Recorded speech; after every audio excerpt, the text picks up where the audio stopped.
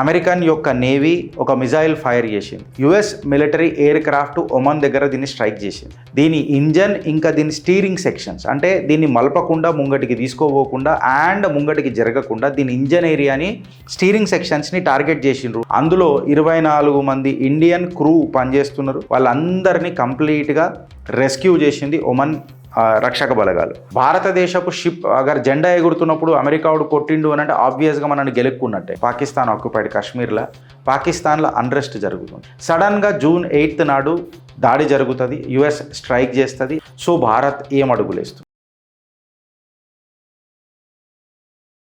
ఇక్కడికి ఆగిపోలే ఫ్రెండ్స్. భారత్ మీద శత్రువుల కన్ను మొదలైంది. అమెరికన్ యొక్క నేవీ ఒక మిజైల్ ఫైర్ చేసింది. ఇండియన్ షిప్ అని చెప్పి మాట్లాడుతున్నారు. కాకపోతే అక్కడ ఇది ఇండియన్ షిప్పా కాదా అని అనేది ఈ చిట్టాలో మీకు తెలుస్తుంది. సుమారు 24 మంది ఇండియన్ క్రూ ఈ షిప్లో పనిచేస్తున్నారు. ఈ స్ట్రైక్ ఏదైతే యుఎస్ ఎయిర్ క్రాఫ్ట్ ఏదైతే చేసింది చూడు భారత్ యొక్క షిప్ మీద, ఒమాన్ కోస్ట్ దగ్గర జరిగింది. ఒమాన్ నేవీ వచ్చి మనల్ని కాపాడింది. ఆల్ 24 మంది సేఫ్. అయితే ఇది ఇండియన్ షిప్ అని చెప్పి కొంతమంది అంటున్నారు. మళ్ళీ ఇది నిజంగానే ఇండియన్ షిప్పా కాదా అని చెప్పి చూస్తే వేరియస్ సోర్సెస్ నుంచి ఆధారాలు మనం వెతకడానికి ప్రయత్నం చేస్తే రైటర్స్లో మాట్లాడిన మాట ఏంటంటే US disciples Iran bound tanker in Gulf of Oman. ఇది ఇండియన్ షిప్ కాదు, ఇరాన్ బౌండ్ ట్యాంకర్ అని చెప్పి చెప్తున్నారు. అందులో ఇండియన్ క్రూ పనిచేస్తున్నారు, వాళ్ళందరూ సేఫ్ ఉన్నారు అని చెప్పి చెప్తున్నారు.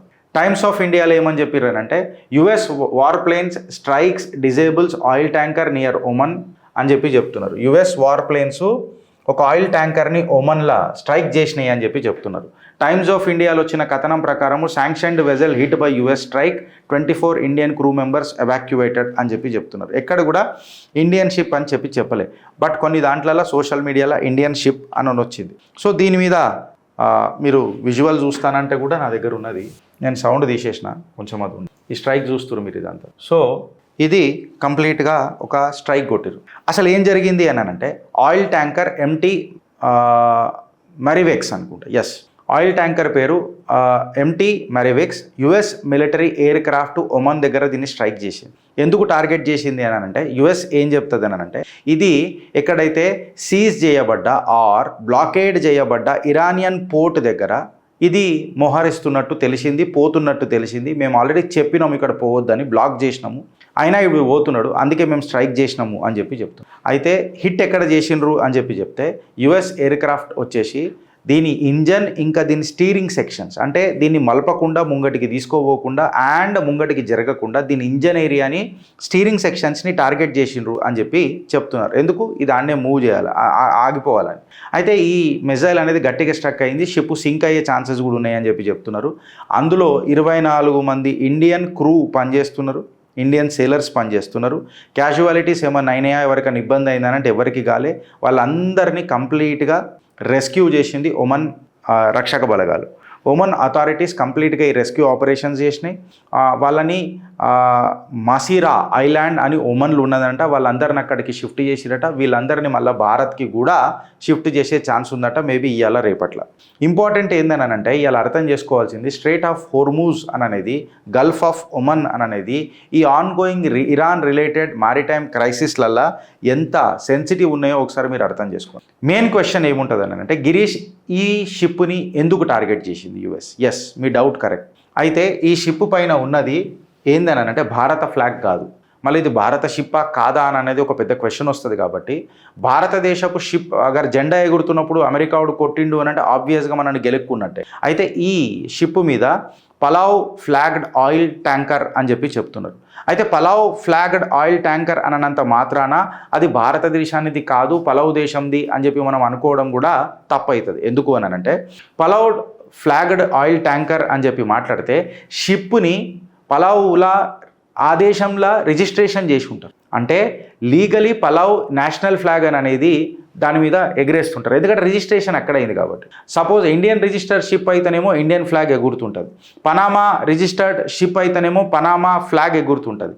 సో పలావ్ రిజిస్టర్డ్ షిప్ కాబట్టి పలావ్ దేశపు ఫ్లాగ్ ఎగురుతున్నది. గిరీష్ ఇట్లా ఎందుకు చేస్తారు, మనోళ్ళు అక్కడెందుకు రిజిస్టర్ చేస్తారు అని అంటే ఓనరు ఇంకా క్రూ కార్గో ఆపరేటర్లు వీళ్ళందరూ పలావ్ నుంచే ఉండాలా అని అంటే ఉండొచ్చు, ఉండకపోవచ్చు. ఎందుకనంటే భారతదేశపు ఓనర్లు కూడా పలావులో రిజిస్ట్రేషన్ చేసుకుంటారు కదా ఈ వెజల్ని. జనరల్గా మెనీ షిప్పింగ్ కంపెనీస్ ఈ వెజల్స్ ఏవైతే ఉంటాయో చూడు, మన పెద్ద పెద్ద వెజల్స్, వీటి అన్నిటినీ పనామా, లిబేరియా, మార్షల్ ఐలాండ్స్, పలావ్ ఇక్కడ రిజిస్ట్రేషన్ చేపిస్తారు. ఎందుకు అని అంటే కాస్ట్ కోసం, ట్యాక్సెస్ తగ్గుతాయనని. ఇక్కడ రెగ్యులేటరీ రిక్వైర్మెంట్స్ జర తక్కువ ఉంటాయి, మన దగ్గర జర స్ట్రిక్ట్గా ఉంటాయి. దీన్నే ఫ్లాగ్ ఆఫ్ కన్వీనియన్స్ అని చెప్పి మాట్లాడతారు. సో ఎంటీ మెరివెక్స్ అనేది అయితే షిప్ ఏదైతే ఉంది చూడు, మళ్ళీ ఇది ఆయిల్ అనేది ఇందులో ఆయిల్ అయితే లేకుండే. అండ్ ఇక్కడ నాకు తెలిసి ఎవరికి కూడా క్రూ క్యాజువాలిటీస్ ఏం కాలే.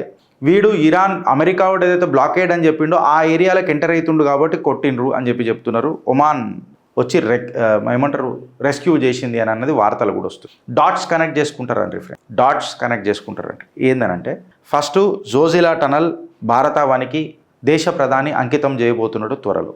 దాని సేఫ్టీ పారామీటర్స్ అన్ని టెస్టింగ్ అయిపోయిన తర్వాత పబ్లిక్కి కనెక్టివిటీకి వదిలేస్తారు దాన్ని. పాకిస్తాన్లో అన్రెస్ట్ జరుగుతుంటుంది. భారత ఆక్రమిక ప్రాంతం పాకిస్తాన్ ఆక్యుపైడ్ కాశ్మీర్లో పాకిస్తాన్లో అన్రెస్ట్ జరుగుతుంది. సడన్గా జూన్ 8th నాడు పలావ్ నేషనల్ ఫ్లాగ్ ఉన్న షిప్ పైన దాడి జరుగుతుంది. యుఎస్ స్ట్రైక్ చేస్తుంది. అండ్ 24 మంది ఎవరైతే ఇండియన్ క్రూ ఉన్నారో ఈశ్వరుడు కృప వల్ల వాళ్ళందరూ సేఫ్.